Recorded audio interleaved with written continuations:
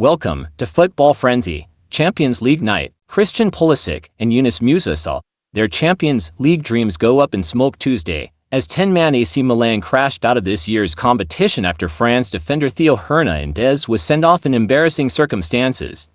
Feyenoord dumped the Rossoneri out of European competition to 1 on aggregate after securing a 1-1 second leg result, and with Milan sitting 7th in Serie A, it is looking like another season of frustration for the U.S. men's national team duo at club level. The story of the day, and likely one discussed around Milan for the next few months, will be Hernandez's ill-advised pair of yellow cards. A first-half booking over a shove following a foul at midfield was avoidable, while the France defender's clear dive inside the box early in the second half was beyond explanation. It all started off so well. Manager Sergio Canseco chose a very attacking starting 11, and that aggression resulted in an immediate lead. Santiago Giménez forced a corner virtually straight from the kickoff, and would, following Pulisic's cross, eventually nod the ball over the line from close range. Despite the importance of this match to Milan's season, Pulisic was seen as a fitness doubt, with reports on Monday claiming that he would start on the bench. Musa, who missed the first leg after an inexplicable red card of his own in the Rossoneri's final group stage match, was Canseco's choice as the most conservative member of a midfield trio, replacing Youssouf Fofana. Milan continued to dominate from there, but couldn't find the critical second goal. Still, everything seemed set. The Rossoneri had the home crowd at the San Siro engaged, the chances were coming, and Feyenoord seemed to have little answer other than hanging on for dear life. Instead, one of the most experienced players on the field would hand the visitors a gift. Hernandez's first card was silly, but his second came just as Milan seemed to have brushed aside whatever adjustments Feyenoord made at halftime.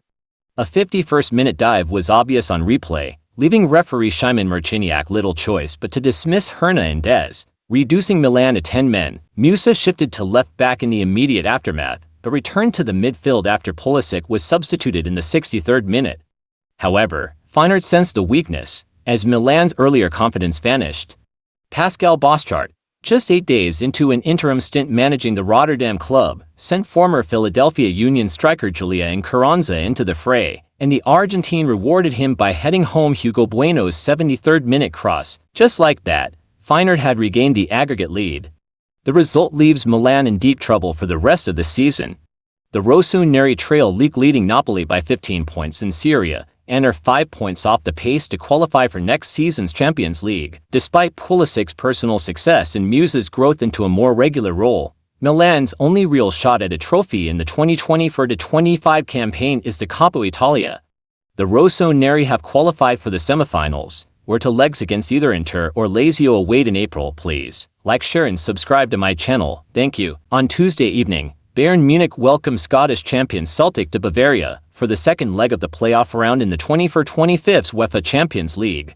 For the task at hand, Vincent Kompany opted for a lineup of Neuer, Stanisic, Upamecano, Kim, Guerrero, Kimmich, Goretzka, all eyes, Musiala, Gnabry, Kane. After 4 minutes, Bayern had a good opportunity to take the lead on the night, but Serge Gnabry's header from point-blank range was saved by Kasper Schmeichel.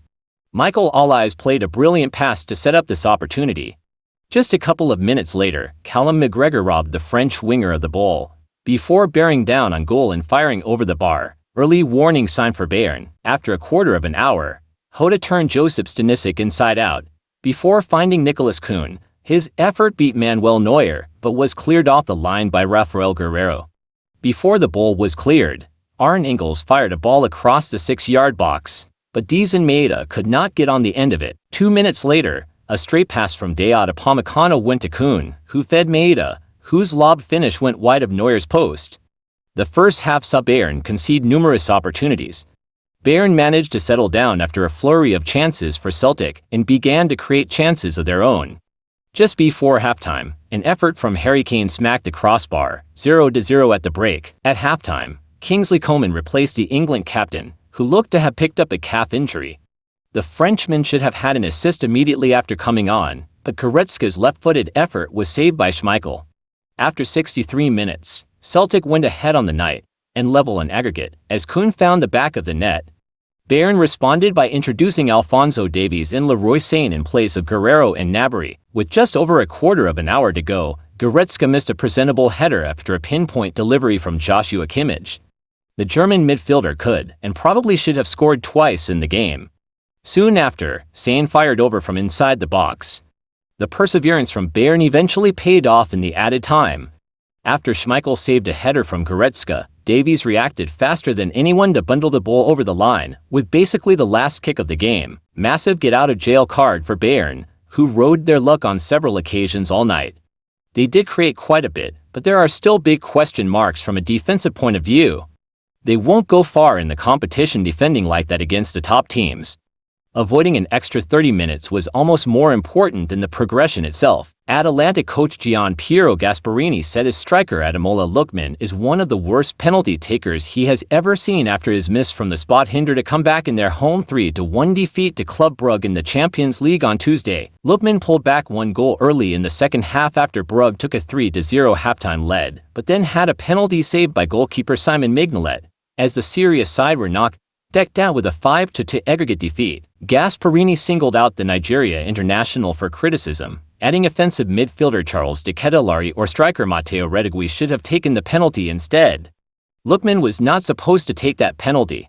He is one of the worst penalty takers I've ever seen, the Italian manager told a post-match press conference. He has a frankly terrible record even in training. He converts very few of them. Retegui and de Ketelare were there, but Lookman, in a moment of enthusiasm after scoring, decided to take the ball, and that was a gesture I did not appreciate at all. Gasperini also criticized Atalanta captain Rafael Toloi, who was shown a straight red card for a shove on Maxim de Kuyper after an argument over a throw-in.